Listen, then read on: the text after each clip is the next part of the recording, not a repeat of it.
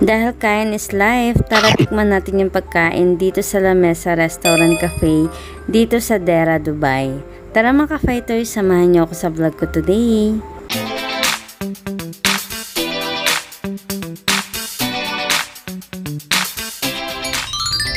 Hello mga ka-fighters! Welcome back to my channel. It's me, Virginia Tamala. Sa today's vlog, another foodie and gala na naman yung gagawin natin. And syempre, bago tayo mag-start, huwag niyong kalimutan mag-follow sa page account ko and mag-subscribe sa YouTube channel ko. And syempre, ayan, kasama ko na nga sila Mami Lulu at si Ate Beth. Si Ate Beth is off today and si Mami Lulu naman is 6 PM pa yung pasok niya. So, ayan. So, syempre, dahil kain is life, ayan, ititry namin yung pagkain dito sa La Mesa Restaurant Cafe. So, first time ko lang ditong kumain. Pero si Mami Lulu at si Ate Beth is nakakain na sila dito. And syempre, ang price is 51 or 59. So, nakalimutan ko. Kung nasa Pinas is nasa 700 to 850. Mga ganun siya. And ito yung mga food. May seafood, may fried chicken, may pancit, and meron siyang, so hindi ko alam kung anong luto yan.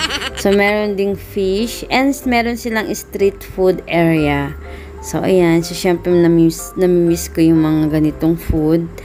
And syempre meron din silang mga barbecue. Ayan yung mga isaw. So, ayan, meron sila. Talagang lahat is Filipino food. Kasi nga, Filipino restaurant siya. And, syempre, mga ka-fighters, ayan, mga sweet. So, talagang pag na-miss mo yung mga sweet sa Pinas, is pumunta lang kayo dito. So, ayan. So, hindi ako mahilig sa mga sweet. Pero, syempre, titikman natin later. And, syempre, mga ka-fighters, kasama sa 51 or 59, yung pinaka-hot pot. So, ayan. So, pwede ka magluto later. Pero, syempre, pag busog na kami, baka hindi na kami makaganyan.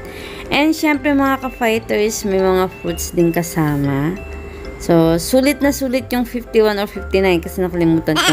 So, ito yung kinuha namin. Merong seafood, and merong chicken, and syempre, fish, and syempre, yung gulay, diba, na okra. And, ayan. So, hindi mawawala yung pinaka-pansit. Pag lagi akong kumakain sa mga ganitong buffet na eat all you can, hindi talaga mawawala ang pansit. Unang subo, so syempre gutom na ako.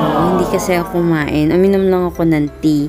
And ganitong oras kasi is like 2 PM dito sa Dubai, is tulog pa talaga ako nito. So dahil nga Thursday off ko and magagala ko, and syempre mag-vlog. So ayan, pati si Mami Lulu is naabala kasi nga maaga siyang nagising and 6 PM pa yung pasok niya.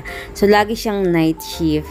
So nag-adjust ako ng time kasi nga para makasama namin si Mami Lulu sa vlog ko and syempre makabanding.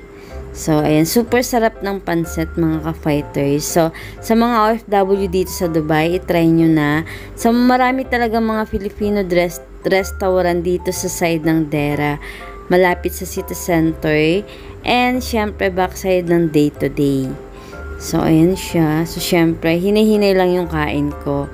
And ayan, so ito nga pala yung pinaka-isaw. So ayan, nagpaluto kami. So syempre pag nagpaluto ka is yung tama lang kasi eat all you can siya. Kailangan yung kakainin nyo is yung tama lang at yung kaya nyo ubusin. Syempre, marami namang nagugutom, diba?